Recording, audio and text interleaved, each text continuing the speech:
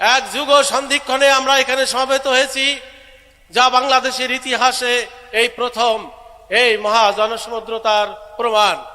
আমরা কেন উপস্থিত হয়েছি? আমরা এখানে যারা উপস্থিত হয়েছি আমরা সকলে জেনেছি এবং সকলে আমরা জানি যে বাংলাদেশ ৭১ সালে স্বাধীনতার পর যে ৫৪ বছর অতিক্রান্ত হচ্ছে, এই ৫৪ বছরের মধ্যে যারা রাষ্ট্র পরিচালনা এসেছিলেন সকলে এই রাষ্ট্র চালাতে ব্যর্থ হয়েছেন। তাই আমরা আর এই ব্যর্থতায় পর্যবসিত হোক এইরকম কোন শাসক চক্রকে আমরা দেখতে চাই না। আমরা চাই একটি সুন্দর রাষ্ট্র পরিচালনায় আসুক, পরিপূর্ণরূপে মদিনার সনদ অনুযায়ী, কোরআনের আইন অনুযায়ী সৎ লোকের শাসন এই ভূখণ্ডে প্রতিষ্ঠিত হোক। আজকের এই মহাজন সমুদ্রে উপস্থিত আমি হিন্দুদেরকে বলতে চাই, এদেশে আজকে সংখ্যানুপাতে আমরা মাত্র 10%, এদেশে 90% জনতার সঙ্গে আমরা লড়াই করতে চাই না। এই সংখ্যাগরিষ্ঠ লোক আমাদের ভাই, আমাদের সঙ্গে তাদের কোনো বিরোধ নাই। এদেশে যদি মক্কা এবং মদিনার সনদ অনুযায়ী সৎ লোকের রাষ্ট্র পরিচালনায় আমরা পাঠাতে পারি, তাহলে এই ভূখণ্ডে সবচেয়ে বেশি উপকৃত হবে বাংলাদেশের হিন্দু সমাজ।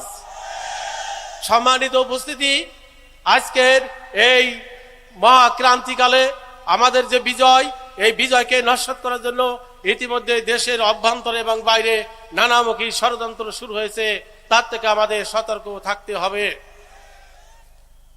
যে সমস্ত লোকরা রাষ্ট্র ক্ষমতায় ছিলেন তারা রাষ্ট্রকে শোষণ করেছেন, সেই সমস্ত লোকরা এদেশ থেকে পালিয়ে গেছে। তারা যেন এদেশে আর ফিরে আসতে না পারে সেদিকে আমাদের লক্ষ্য রাখতে হবে।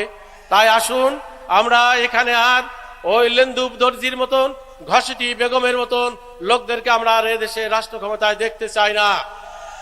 আমাদের রাষ্ট্র আমরা গঠন করতে চাই। তাই এখানে মায়া কান্নার কিছু নাই।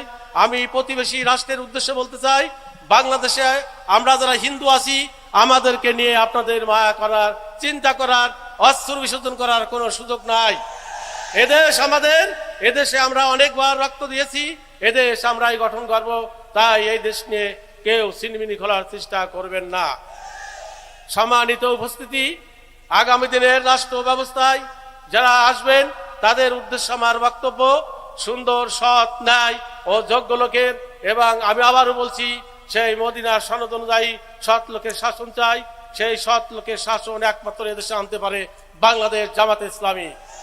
বাংলাদেশ জামাত ইসলামের ভান্ডারে যে পরিমাণ সত্য, ন্যায়, আদর্শবান নেতা কর্মী আছে যা অন্য কোনো দলে নাই। তাই আগামী দিনের বাংলাদেশ সুন্দর রাষ্ট্র পরিচালনায় বাংলাদেশ জামাত ইসলামকে আমরা ক্ষমতায় দেখতে চাই। আমি বাংলাদেশ জামাত ইসলামের কেন্দ্রীয় নেতৃবৃন্দকে কথা বলতে চাই, আজই এই শহীদ জামাত সূচি করিবন ধরো সবাকার হাত, এই বাংলার মহামানবের সাগর তীরে এই মহাসম্মেলন সফল হোক। এদেশের সকল মানুষের ন্যায্য অধিকার প্রতিষ্ঠিত হোক এই কামনা করে, সকলের সুস্বাস্থ্য কামনা করে আমি আমার সংক্ষিপ্ত বক্তব্য শেষ করছি।